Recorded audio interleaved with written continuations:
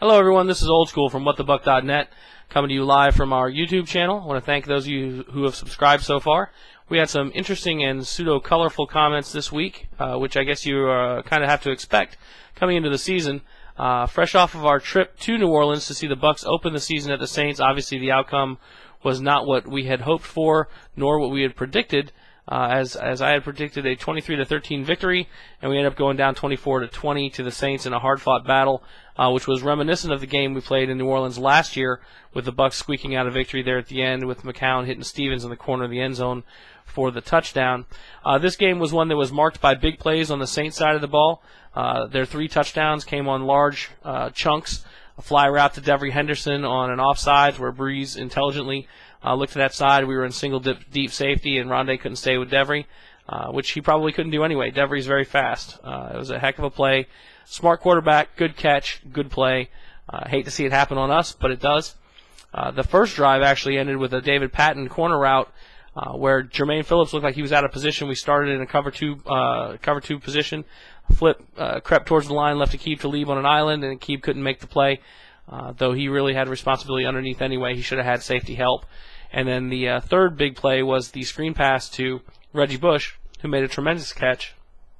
There was a pretty blatant hold on that play, but hey, the officiating goes both ways, and sometimes you win and sometimes you lose on that sort of thing. So those 3 plays accounted for 21 points to the Saints 24. The Bucks did a good job on the ground. Graham had 10 carries for 91 yards, a big 46-yard run in the game. In general, I'm not sure why he was not used more. Warrick Dunn got worked into the offense. Did well in the second half, had a slow start at the beginning. We had rusty quarterback play and rusty receiver play. Our receivers were not getting much separation. And when they did get a step, Jeff was behind them with the pass, which hurt us consistently throughout the day. On the post pattern to Bryant, which we ended up having to settle for a field goal, Bryant had gotten position across the face of the cornerback, and Jeff couldn't put the ball where it needed to be, and Porter made a good play. In general, Porter played quite well. Osama Young, when he got in, played well, as did Randall Gay. All of them an upgrade, clearly, from Jason David. I thought going into this with Mike McKenzie out, we would be in a good position, but our receivers were not able to get enough separation. Ike Hilliard seemingly being the only one who was playing with the kind of jets that he normally did. Mike Clayton was a healthy scratch, it appears. Not quite sure what's up with that. And Maurice Stovall went out with, so what some have said is a shoulder injury and some said is a head injury. We don't have any information now that I'm aware of. Additionally, about the Saints game, I want to say I was pretty pissed off about Jeremy Trueblood getting in another 15-yard penalty after getting abused like a little punk the whole game. God knows I don't ever want him to see me and make a comment like that, because he's big as hell and would probably kill me. But if you're going to play tackle, you got to learn how to block speed, edge rush, and he has shown no improvement whatsoever as he got completely manhandled throughout the game by the Saints front four. Our offensive line did fairly well with the exception of that. The pocket did not get created nor get maintained. Jeff had to run all over the place as usual. But they did run block well. But because of the holding penalties and poor play calling, I think, by Coach Gruden, we went away from the run far too quickly. And it sort of sealed our fate in that game.